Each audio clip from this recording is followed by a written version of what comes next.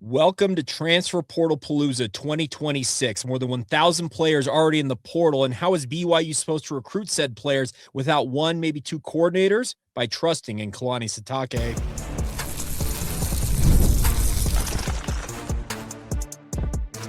You are Locked On Cougars, your daily podcast on the BYU Cougars. Part of the Locked On Podcast Network, your team every day.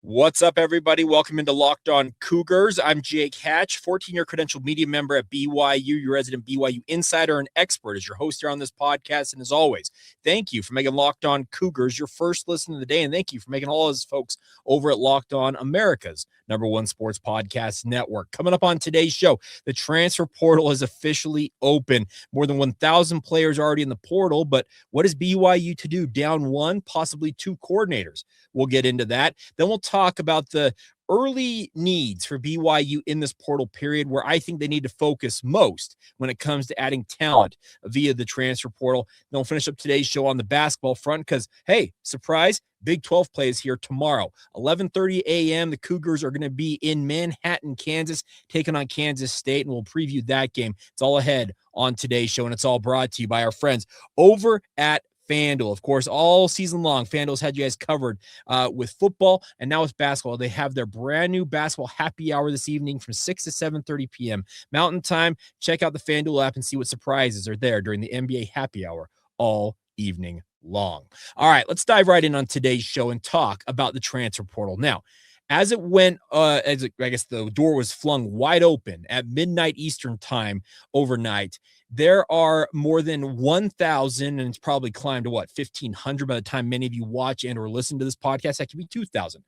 It is an insane period. And by the way, it's a compressed window it's more compressed than ever before now, with just 10 days of the window being open. Now, a reminder, when it comes to the transfer portal, you have to go into the portal in this window if you plan on looking for a new program. You have 10 days to enter your name into the portal. That does not mean you have to commit in the next 10 days. Once your name is in the portal, you can come out of the portal at any point. You can return to the program you were a member of, or you can find a new program and obviously remove your name at that point. But you only have to go into the portal at this point, and that's why there's such a rush, a mad dash, as it were, to get guys into the portal. And the big question I have had lobbed at me multiple times yesterday in particular was, Jake, well, with Jay Hill on his way to Michigan, and you talked about Aaron Roderick being in the mix potentially to move up to Utah as their offensive coordinator, which I still believe very well could be the case. How is BYU supposed to recruit without coordinators in place? As I said in the open of today's show, trust Kalani Sitake, because here's the thing about Kalani that many people I think just forget or just don't look at.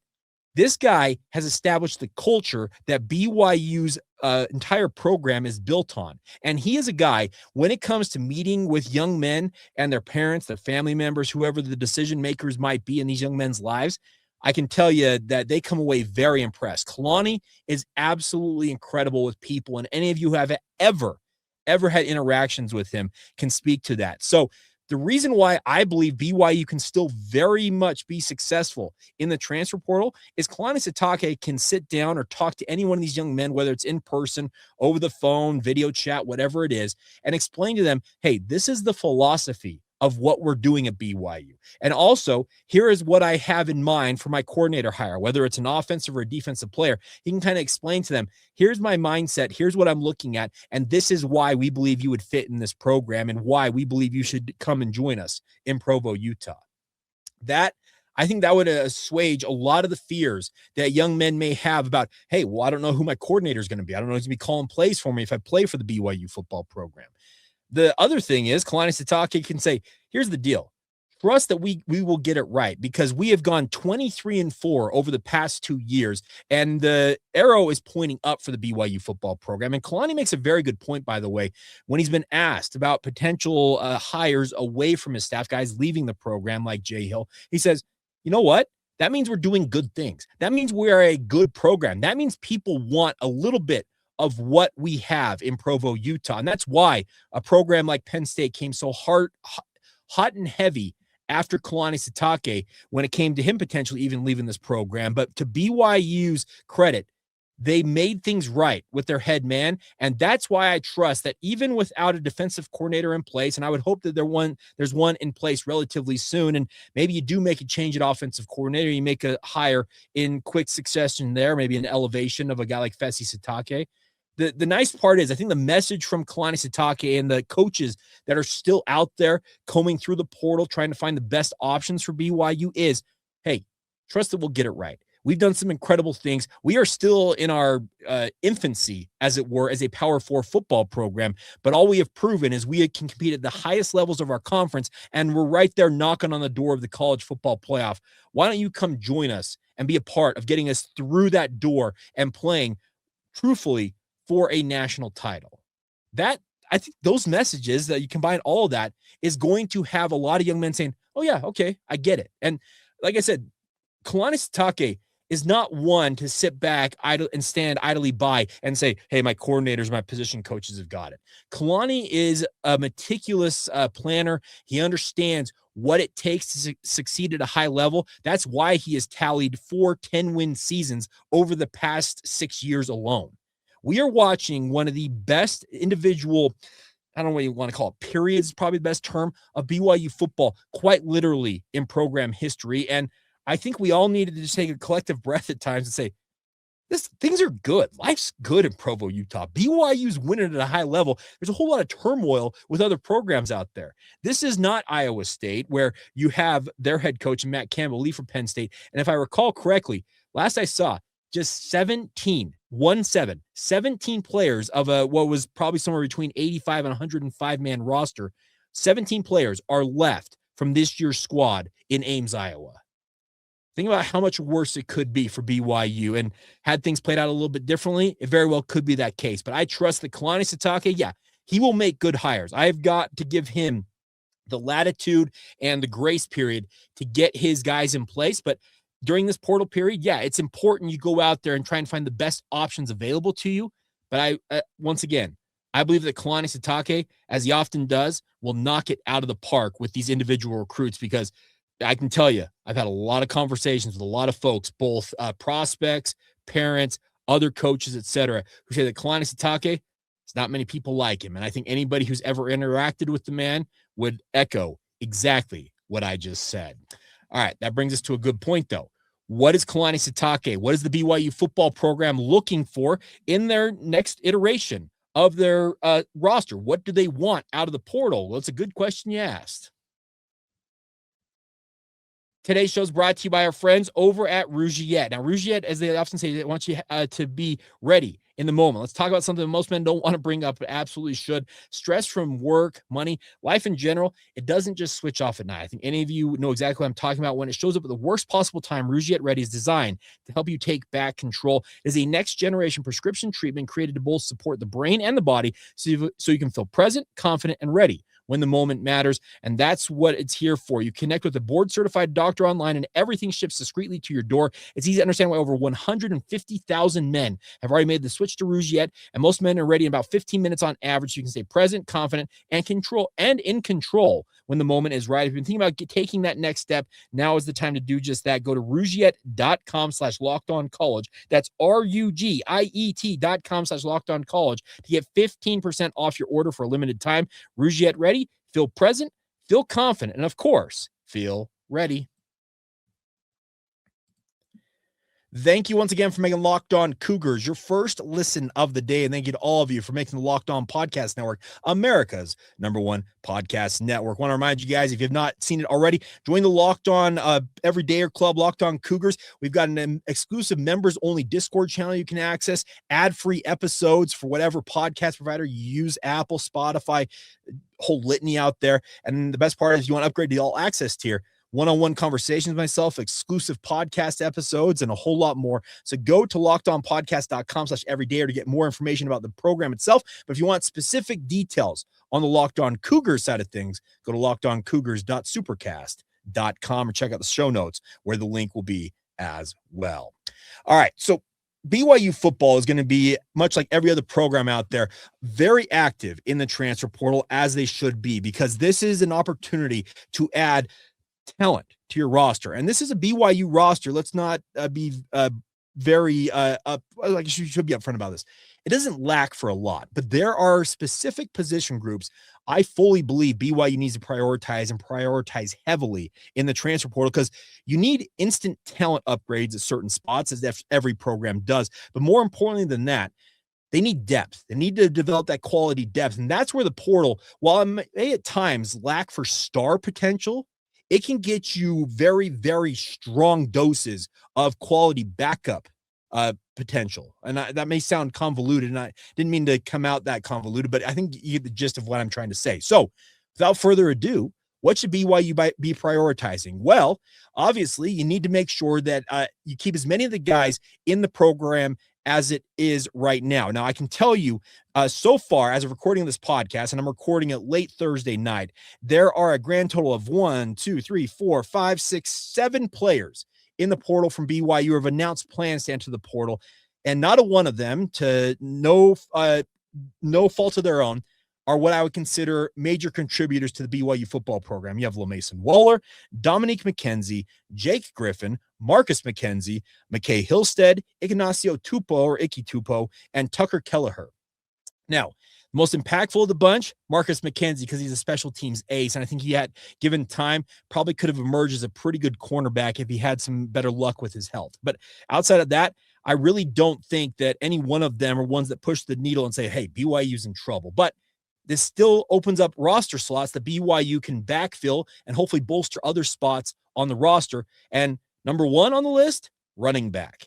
Assuming that Bear Bachmeier stays put in Provo, Utah, and everything that I've heard from my sources say that Bear is planning on sticking around in Provo, running back has to be priority number one. Now, that comes with a caveat that we still don't know, as of recording of this podcast, what LJ Martin is doing. Now, it's decided in pretty quick succession. He underwent shoulder surgery, obviously, from the shoulder injury he suffered against Iowa State earlier this season, but he has a decision on whether he's going to pursue his pro future when it comes to the NFL, or if he's going to return for his senior season. If he returns, I still believe BYU needs to prioritize the running back situation, but obviously be more for depth's sake, to find talent. If he is indeed leaving, yeah, you have to find what I would consider to be your bell cow back for 2026 in the transfer portal. And it's nothing against Sione Moore, anybody else on that roster, Jovessa, Damuni, etc. I just don't have the feeling that any one of those players can be what LJ Martin, Tyler Algier, Jamal Williams have been in the past. And BYU has used the transfer portal to great effect at running back before. So I trust that they can do their homework and find at least, I think, a solid backup to a guy like LJ Martin, if not finding an outright starting caliber running back. And guys want to play. And if you have the right guy, and let's say LJ Martin does leave, running back position is going to be priority 1 and 1A, it feels like, in my mind. Priority number 2, I believe that BYU needs to prioritize finding another, I call it, I guess, a true number 1 wide receiver option. Now, I think guys like JoJo Phillips and or Parker Kingston are very capable wide receivers, but not having Chase Roberts next year, it's going to leave a hole for BYU. And I think you need to go out into the portal and find guys who can come in and be a bigger part of this offense. And you've done it in the past with Keelan Marion. You've done it in the past with, I'm also thinking of some of these other players that have come into BYU in the recent memory. And you need to find guys like that. And Darius Lassiter is another name that comes to mind. You need to find guys like that in the portal, and trust that Faletau Satuala, who I think is highly, highly underrated as a recruiter, that he'll do his homework and find a guy or two, and I believe he absolutely needs to. Priority number 3, I think BYU needs to look at the safety position potentially to find a new star safety, that with the caveat that we don't know what Faletau Satuala is going to do. Now, if Faletau sticks around, him and Raider Damuni, I think, are a fantastic tandem at safety for BYU going into next year. But if one or both of those guys, and I would be hard-pressed to think that Jack Damuni's own son is going to leave BYU, because Raider is Jack's son, I think that if a guy like Faletau were to leave, you need to look at safety and maybe the defensive secondary in general. In particular, actually, the more I think about that, maybe it should be nickelback. And I know, look at this photograph. I get that meme sent to me all the time when I use it on social media. But nickelback was a weakness for BYU all season long. They were expecting guys like Tommy Prasis and who else? They were expecting other players to step into that role and be a much bigger factor than they actually were. And I think you need to go out there and find guys who can fill those roles adequately. And if this defense is going to continue doing what it's done and running kind of that 4-2-5 look where that nickelback is a key part of this defense, it can't be the weakness it was this year. So I guess in totality, maybe look at the secondary. I think you got two very capable starting caliber cornerbacks in Evan Johnson and Trey Alexander, but depth is always at a premium. So the secondary needs to be prioritized. Number 4, offensive line. You lose Isaiah Jatta. You lose Weylin Lapuaho. I trust that Bruce Mitchell, I think Kyle Safarchuk, as well as Andrew Gentry. Those are 3 guys who have essentially the center spot on the right side of your offensive line locked down. But you need to find left side, strong side on your offensive line.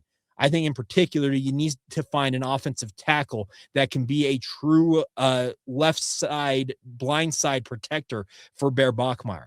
Isaiah Jatta, I thought, was very, very solid this year. You need to find somebody like that in the portal, because I just don't know that you can necessarily bank on an Ethan Thomason or an Andrew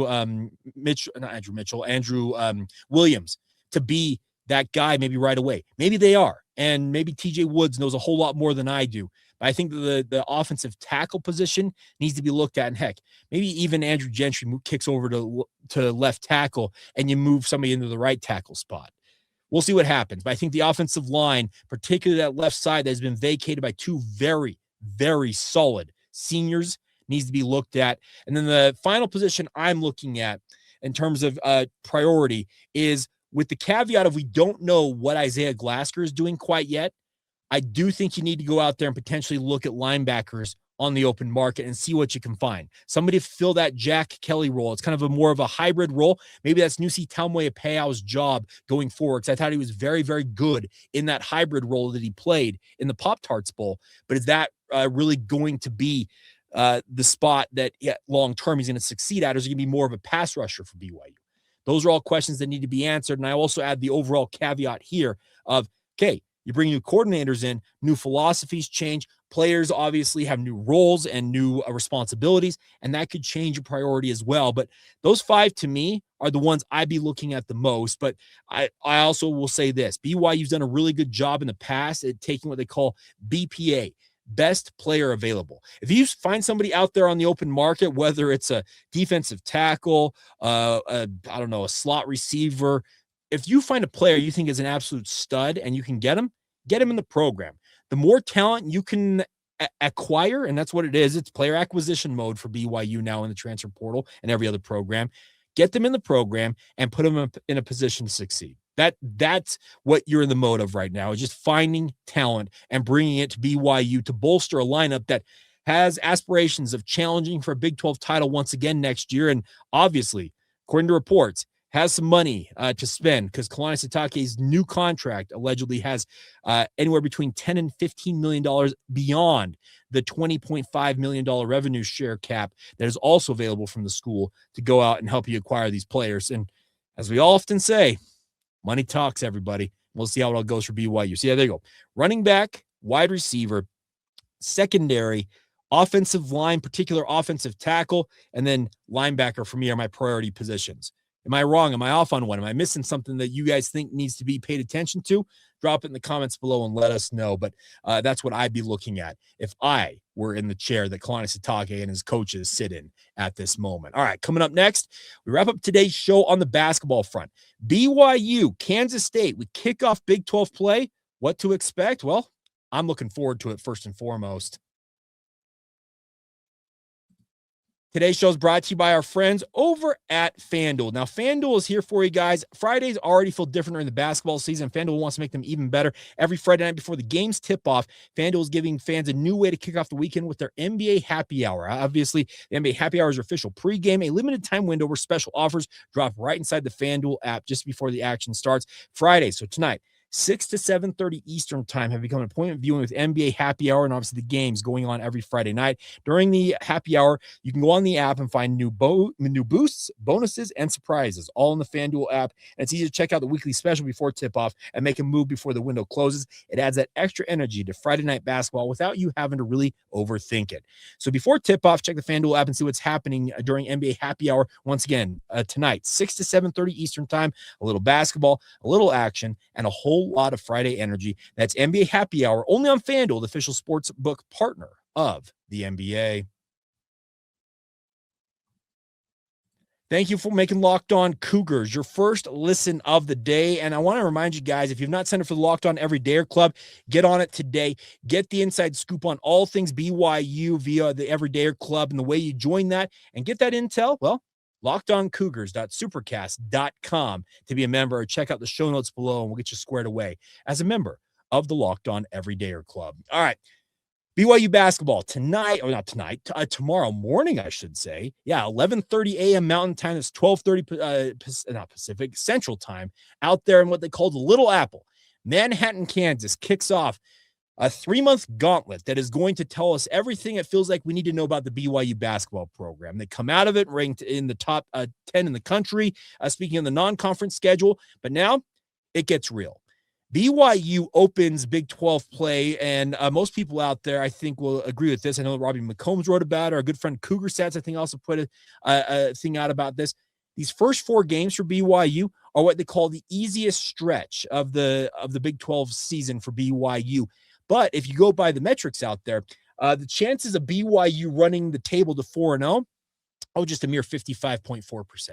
Yeah, the weakest portion of BYU schedule is, give or take, a 50-50 proposition that they run at 4-0.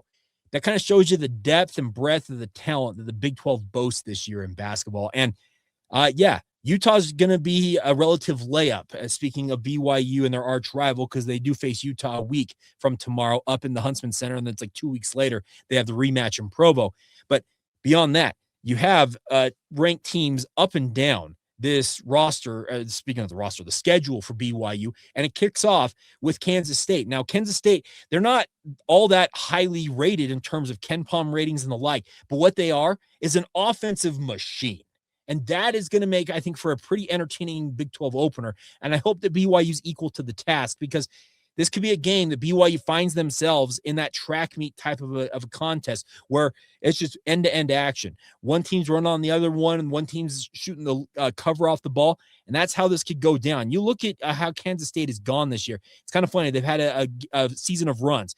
They opened the season with 5 straight wins, then lost 4 straight games, including a loss to Indiana in that mix. And then since then, in their non-conference slate, they've won 4 straight, including a win at Creighton. Now, Creighton's not what it once was this year, but that is still a pretty solid win to go to Creighton and win that game.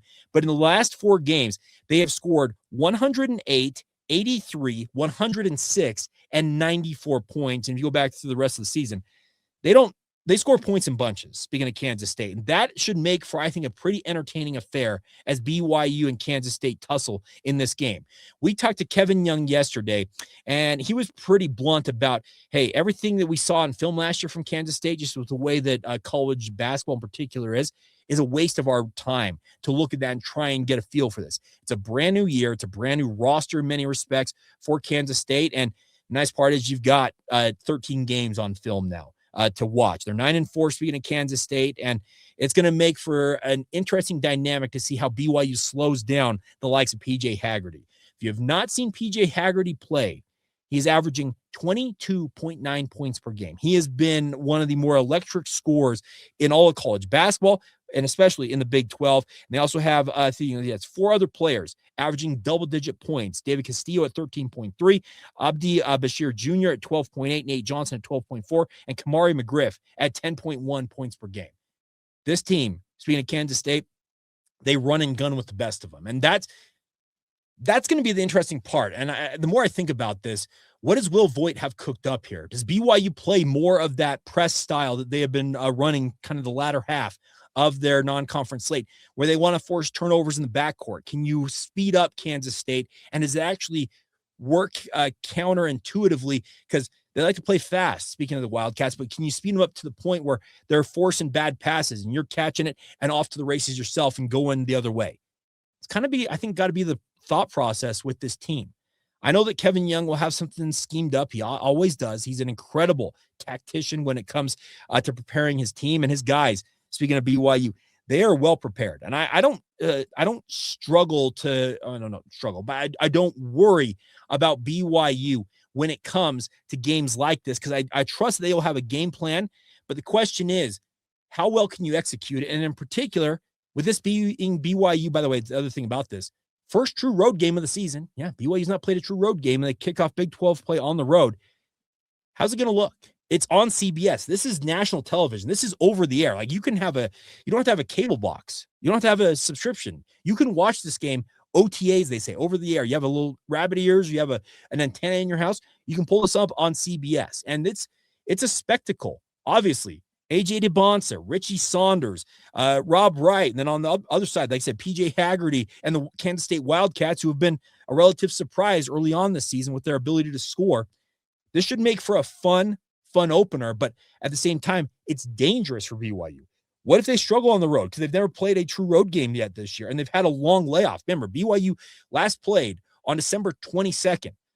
Do I have to remind you guys it's January 2nd when BYU plays again? And I asked Kevin Young that question. He said, biggest thing I'm worried about, conditioning. And I get it, because guys get in kind of the mold of playing. And the nice part is, I guess, going forward after this is the schedule is pretty set. You play Tuesday or Wednesday, and you play Saturday. That's BYU's schedule for the next 3 months. But you've had a pretty long layoff here. And once again, true road game. How do you respond in that circumstance? Going up against a team that, like I said, playing on their home court is going to play faster than they would on the road. And what if you struggle to shoot? What if you struggle to slow down PJ Haggerty? Or what if one of these other players or Kansas State goes off in this game? How are you going to counter all of that? We're going to learn a lot about BYU in this game, and I'm looking forward to it. It's a big opportunity to kick off Big 12 play 1-0. And yet again, this is supposed to be the easy, I use air quotes, easy stretch for BYU in the Big 12, this first 4-game stretch. They're supposed to go 4-0 if you go by individual metrics across all 4 games, but I think it was Cougar Stats put it out there. If you combine all 4, the chances of BYU running that going 4-0 to kick off Big 12 play, 55.4%. So this shows just kind of the overall strength and the overall just kind of danger that Big 12 play poses for BYU. But BYU's not alone. They're ranked 10th in the country. There's Arizona over there who's ranked 1st in the country. The Big 12 is littered with ranked teams. Iowa State is number 3. We have Kansas who's 17, Houston at 8, Texas Tech 15. Like this conference, man, it's going to absolutely test everybody's ability to really manage their own game and be able to play their own game, whether it's on the road or at home. But I do like the fact that BYU's getting this first road game out of their system, and they're doing it against one of the, like I said, relatively easier opponents on their schedule. Coming up, though, get ready, folks. It is going to be both super entertaining, but also like super nerve-wracking, because these games, they're going to be absolute knockdown, drag-out affairs. I look forward to it, but at the same time, it's going to fray Cougar fans' nerves when it comes to how some of these games are going to play out, at least in my mind, as they do play out on the court. So there you go. Once again, 11:30 a.m. tip on CBS tomorrow. If you want to watch that, obviously Greg Wrubell, Mark Duran will be on the call, and we'll do a postcast after it goes final. It may not be as long as our football postcast, but we'll do at least a recap talking about the action, because Big 12 play, this is when it gets real. This is when AJ DeBonsa and Richie and Rob Wright and Keba Keita and Kennard Davis Jr., this is the time to shine for BYU basketball, and you better believe we're going to have it covered top to bottom along the way. All right, that's going to do it for today's edition of the show. Enjoy the portal action, because it's just getting started, folks. It's absolutely off the rails to begin with, but we'll have plenty of coverage for you guys about that. We'll have plenty of basketball coverage, and as always, we'll have it for you guys every single day right here on Locked On Cougars. So as always, thank you for making Locked On Cougars your first listen today. Make your second listen today Locked On College Football. Get a full recap of the college football playoff games with our good friend Spencer McLaughlin. He's doing a great job. Check that out wherever you get your podcasts, also available on YouTube. And once again, make sure you join the Locked On Everydayer Club and get the inside scoop on all things BYU with everything we've got going on Discord and the like. And just a final reminder, come back tomorrow and be an everydayer right here on the Locked On Cougars podcast.